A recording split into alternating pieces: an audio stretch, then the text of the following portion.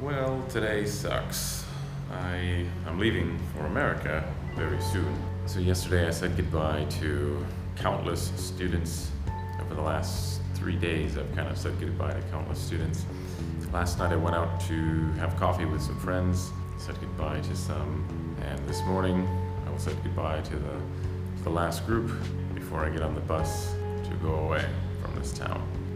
Yep, crazy. I initially wanted to be here for 7 months, turned into more than 1 year. I just kind of stayed here. Like every time I travel, saying goodbye to the people that you have met along the way, and the kind-hearted people it's no joke. It's a tough day. I'm not looking forward to saying goodbye in 45 minutes. Saying goodbyes always suck, just as I thought it would. Not a good day. I'm here at the bus station. I'm on my way to Ho Chi Minh City, Saigon. I have nothing planned, nothing booked, no hotels. I'm just showing up to the same hostel that I go to every time. I'm just gonna lie low and edit. I'm so far behind in editing, it's crazy. And I need to catch up a bit. It's about a 4-hour journey on this bad boy, assuming all traffic. Today's Sunday. One of the times I went to Ho Chi Minh City on a Sunday on this bus, the 4-hour journey took almost 9. No joke. Anyway, yeah, not a good day. Okay, so I made it to Ho Chi Minh City. Luckily, before the traffic, it's about 1:30 in the afternoon. I'm taking a grab bike to the hotel. It's interesting, look at this. I see a Ferrari, Rolls-Royce, and Maserati. It's crazy. Every once in a while you see those vehicles and you just don't expect them. But anyway, going to the hotel, unpacking, and I'm probably just going to lie low and edit for a bit. So I made it to Bui Vien Street, back to the place where there's more foreigners than locals. There's one hostel that I stayed in last time, and it was virtually perfect. I swear it was right here, but maybe not. Obviously I forgot. And I did everything offline. I walked in and paid cash and everything, so I cannot look at my record. So I'm going by memory, but I swear it was right here, but I sure don't see it. So I'm going to walk a little bit. The problem is, what I dislike is when you go to a hostel and you don't have simple things like, gotta run sometimes. I don't know, the beds are arranged weird, or electricity is kind of complicated to get to, or not the proper locker systems. It gets kind of frustrating, so it's important that I find a good one. So I want to go back, but I don't think this is the area, so I must turn around. And everybody keeps saying, hey, come to my hotel, but no. So I made it to the hotel. Now I'm on my way out to go eat. It's about 2 o'clock. Gonna go back and start editing. I'm so far behind, it's crazy. Yeah, so this is not gonna be the most exciting video, but I figured I wanted to give you all an idea of where I'm at in the world. And now I remember how much I hate tourist areas. My God, I've been walking for 3 minutes, 4 minutes, and in that amount of time, so many taxi drivers want me to go in on their taxi. So many people want me to buy drugs. So many people are trying to overcharge. I mean, if you look at the prices, it's just ridiculous compared to the rest of Vietnam outside of the tourist area. The culture here is so different. The culture here does not represent true Vietnam. If you are coming to Vietnam, I encourage you to get out of the tourist area, because I promise you, I've been here for 1 year, more than 1 year in Vietnam, and I can promise you, you are not experiencing true Vietnam if you stay only in the tourist area. This is a joke, in my opinion. This culture is not real here. Get out, experience the real, the safe, the fun, the friendly Vietnam. So I'm ordering a banh mi in a place like this. I've actually not ordered this food in a restaurant before. It's always on the streets, and it's 3 times the price because A, it's in a business, and B, it's in the tourist area. But I'll happily pay $35,000 for it because it looks good. And number 2, the standards of cleanliness is where it should be, as opposed to the woman outside selling it who's picking her nose. Did you know Coca-Cola makes coffee Coca-Cola? Did not know until 5 minutes ago, so I'm going to try coffee Coca-Cola for the first time ever. Wow, that is terrible. Don't buy it. I'm just not sure coffee and Coca-Cola should be mixed. I don't know how to describe it. It does not taste like coffee. It tastes like Coke mixed with like cinnamon, like a lot of cinnamon, but it's not cinnamon. I don't know how to describe it, so don't buy it.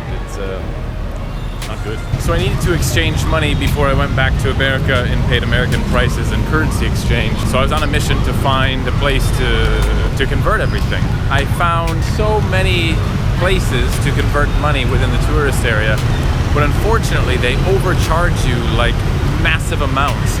Basically the cheapest one I found to transfer about $2,000 would be about $50, and then the other one was about $100. So it was a range of places between those two numbers. That is how much they want to overcharge you just to convert money. You go to any public bank or any bank, walk in and ask them to change money, and they cannot, they will not. They have the ability to do so, but they refuse because it's a government law or something where you must provide all of this paperwork, your passport, your flight details, and she said a whole list of other information just to legally be able to swap money. You can walk into any bank and purchase Vietnam Dong from US dollars or other currency, but you cannot go back the other way, which is mind-boggling because you can come to Vietnam with cash, convert it, and then when you want to go home, you can't switch back. That is crazy.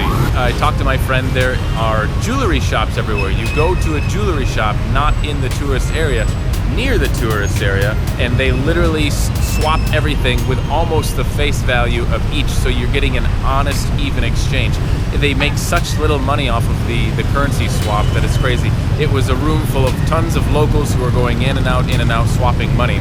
So that is a lesson for you if you're coming to Vietnam. Be sure to go only to a jewelry shop to swap money. I just had coffee with an old friend, different part of town, talked for about an hour or so. I came back to the hotel, packed my bags. Now I'm on my way to the airport, or at least a different hotel next to the airport. It's safer. For example, if I wake up at 3 a.m. to get on a bus to go to the airport, there could be problems because I'm a long distance away from the airport, which would slow me down and make me late for the plane. So I never want to risk it. Too expensive to risk. In less than 24 hours, I'll be on my way to Korea, and then America. So I just arrived at the hotel. Taxi driver took too much money. Ugh, I hate the tourist areas. Anyway, yeah, so small room. Apparently, I don't know, this is a closet. And the bathroom, I did not even look yet. But the one thing that I'm upset about is electricity. No outlets. Wow. This is what I look like. Yep, definitely getting a haircut soon. I have no idea what I'm doing. Outlets. There's no outlets to work on the laptop, except I had to move this desk, and there's one little spot down here. Like, what the hell? Nothing. So luckily my cable to my laptop goes far enough, but my phone cannot charge at night. Close. There's more down here. My God, found him. I think I might have a friend coming here.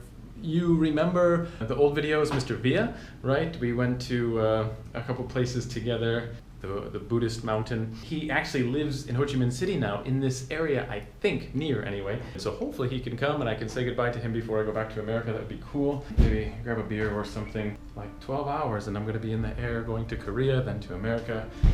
Whew, crazy. In Vietnam for more than a year and coming down to the last moments. Good morning. It is Wednesday morning at about 5:30 a.m. Mr. Via came yesterday. We went out, had dinner, had coffee.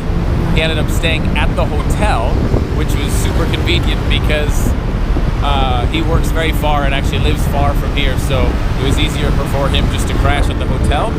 And he got up with me, and he's taking me to the airport, so I don't have to worry about a taxi or anything like that, which is amazing. It's been an interesting journey, especially when we almost die.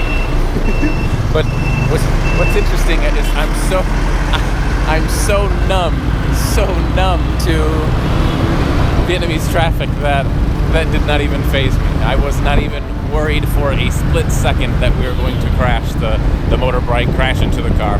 Nope. It's just a constant thing in Vietnam. Not even kidding. Yeah, so that's the story.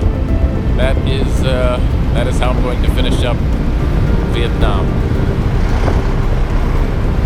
Yeah. Anyway, I think I'm going to sign off, go check in, do my thing. Vietnam has been an interesting interesting year.